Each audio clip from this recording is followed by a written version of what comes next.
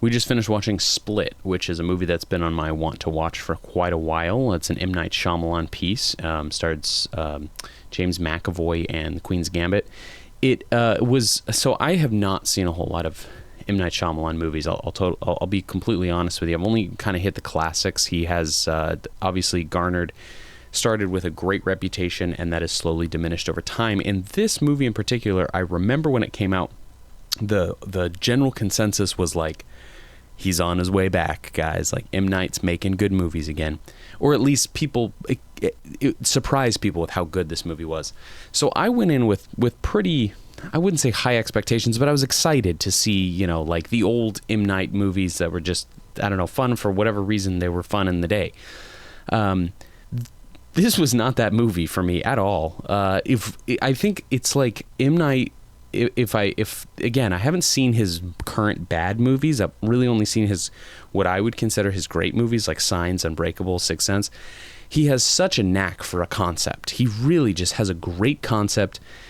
But this movie concept, so cool. There was so much to do with it. I feel like James McAvoy as an actor really saw the concept and brought it to light with what he could bring to the table in terms of acting. But the direction, the details, the pacing, the storytelling was missed the mark so hard for me in like hilariously bad ways. There were certain through lines, themes through the movie about strength and adversity and stuff that were so unbelievably heavy-handed that it felt like he was treating me as an audience like a third grader, just saying the same things over and over. Like, just the amount of times that he reminded me how strong this main character was just not through action, but through specific dialogue, was so obnoxious.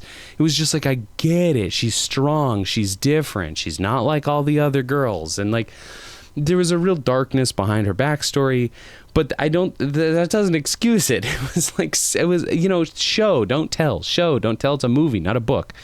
And I don't know. It was just such a swing and a miss for something that was such a great concept. Things the movie did well, again, it was just the concept. Everything else was just very, very forgettable. Not even forgettable, memorably bad. I will remember this movie in great detail for a long time because it just felt really amateur. It felt like a real amateur. And obviously I'm no professional director, so this is like the sitting watching the Olympics and laughing at someone who fails. But you just, I don't know. I wish this script. I wish M. Night had this idea, written an outline for the script, and handed it to a director who put a little bit more care into it. So much of the soundtrack was way, way over intense for scenes that were visually and in terms of suspense buildup were not strong enough. So there was like this weird imbalance all the time between the soundtrack and what was actually happening. And then the ending was like this, you felt like you were at the precipice of the movie, but I didn't feel the buildup at all. I didn't feel like we were seeing something unfold that wasn't happening, because like the characters talked about what was going to unfold, and then exactly that unfolded with almost no nuance or difference in what the characters had said to us directly on camera. So it wasn't surprising. This movie didn't have any particularly strong or meaningful twist in terms of, that was weird. There was no meaningful or strong twist that M. Night is so famous for. The big reveal at the end is just kind of like, okay, it didn't really provide anything to the story or change the story or narrative in any other way. What is happening? Ooh, that's spooky. I'm going to end this now. It was not a good movie. Dude, the Illuminati does not like what I'm saying about this movie right now. I don't know if this is coming through on the recording, but my whole thing is glitching out here. But yeah, I don't know. Split, like a 5 out of 10 for me.